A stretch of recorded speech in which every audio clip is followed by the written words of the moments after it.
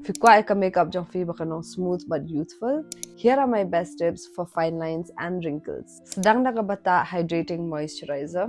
Nga done dry but dehydrated skin, gusto na banta toner, siya banta moisturizer. Next, nganta moisturizer. Plump skin means fewer visible lines. They prefer ingredients like hyaluronic acid but glycerine. The fita makeup means ngi what color banta sunscreen. But the done dry under eyes, ta eye cream ru. Eye cream mga penangkam kadina po derma ko.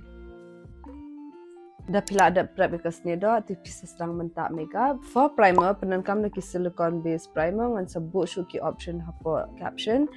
Pet benong kum kini kijat namal kini kijat primer kia rap ban pen smoothen out ya ka texture jong kasni do jong pi but kaya rap ru ban prevent ya ka makeup jong fi ban settle haki fine lines. Less is more. Penan kam do damp sponge ban press you to foundation haka ni do kan pen ilong skin like finish without exaggerating the lines. Avoid heavy concealer. Penan kam ru you concealer tang haki jaka ba pidan kam pila ban shoes spot conceal da pidan yang mong lania nuki blemishes.